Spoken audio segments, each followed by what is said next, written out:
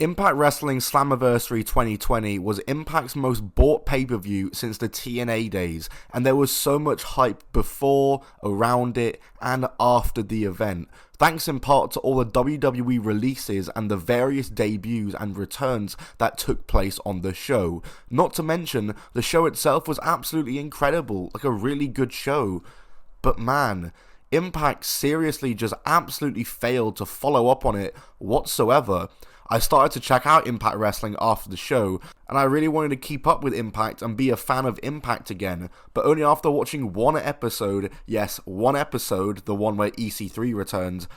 After that, Impact really just fell off again immediately, and they just really did fail to live up to the hype that Slammiversary built up.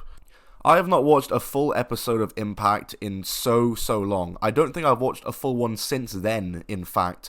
But last week, I decided that I would tune into Impact, watching it live for the first time in God knows how long. It was late at night, I didn't have much else to do. I thought, hey, let's watch some wrestling, let's watch some Impact, it's the show that's on right now. I ended up turning it off after the first segment. And then in the next few days, that segment that I turned it off after would go viral on wrestling Twitter due to all the same reasons that I switched it off. Let's talk about that segment, and let's talk about how it just encapsulates everything that is wrong with Impact Wrestling today. It's the opening segment of the October 13th episode of Impact Wrestling, and World Champion Josh Alexander is out. He addresses his match with Eddie Edwards at Bound for Glory, which was actually a really great match to be fair. He then calls out Bully Ray, the Call Your Shot Gauntlet winner, and yes, the number one contender for the Impact World Championship in 2022. They talk about the events of Bound for Glory and why Bully Ray didn't call his shot and challenge Josh for the title. The crowd are completely silent. They aren't reacting to a single word he's saying, other than when he talks about his achievements in Impact, but even that, it's still the most lukewarm reaction of all time. Bully Ray's monologue is finally interrupted by Steve Macklin, the runner-up of the Call Your Shot Gauntlet. He says some words about how he should have won the Call Your Shot Gauntlet, to which I absolutely agree. Macklin is then interrupted by Moose. He calls Bully a scumbag and makes fun of Steve for being the only non-world champion out right now. He is then interrupted by Bobby Fish. Bobby Fish.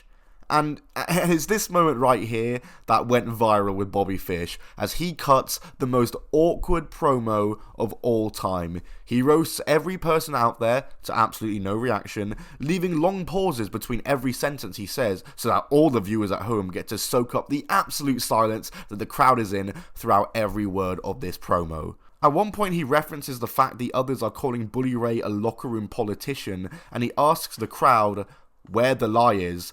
And the only response he receives to that question is one fan shouting CM Punk at him. Not a single other fan in the arena replies to him. He then challenges Josh Alexander for the world title that night, and finally gets a crowd reaction when he mentions he's in his hometown. Oh boy, that's tough. He was in his hometown the whole time. None of us realized, and he was getting that reaction.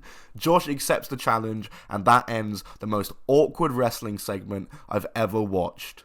Right, let's break down what's wrong with this segment and how it encapsulates the main problem that Impact have had for years now, and that is that Impact has the weakest main event and world title scene in any major wrestling company. WWE has Roman Reigns, Cody Rhodes, Seth Rollins, Drew McIntyre, Bobby Lashley. AEW has Moxley, MJF, Adam Page, Jericho, Punk and Omega when they're there, if they are there. And Impact has Josh Alexander, Bobby Fish, Bully Ray, Eddie Edwards. It's unfair to group Josh into that, I will say, because he is very good and has had a build-up over the last year or two and has become a top guy. But man, does he just have no competition? Like, who on the main event scene is there on his level? The only guys in the main event scene who I think can genuinely pass as main eventers in the company are Josh Alexander, Moose, Sami Callihan, Matt Cardona probably, because of his work he's done over the last year in NWA and GCW, and he has been good at Impact too.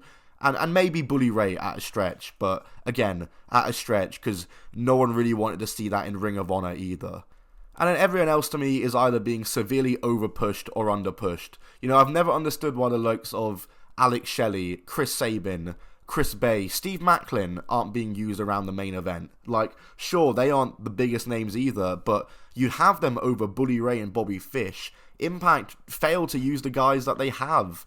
I truly believe the main event scene is the one thing that's holding Impact back. It's probably their worst division, the world title division. Every other division in the company is so solid. The women's division, easily the best part of Impact. At this point, should be the division that gets the main event slot. It's one of the best divisions in the world. The X division has been solid for a while now. The likes of Mike Bailey, Trey, even Mia Yim have been great for the X division. The tag division's not fantastic, it's fairly average, but at least we got the Motor City Machine Guns, and the digital media title is a fun title too. It's just the main event scene and the world title division. That's it. And don't get me wrong, we get good world title matches. Josh Alexander versus Eddie Edwards was a fantastic match, but and I hate to be that guy because it's very unfair to compare it to old TNA, but we really went from Kurt Angle versus AJ Styles to that.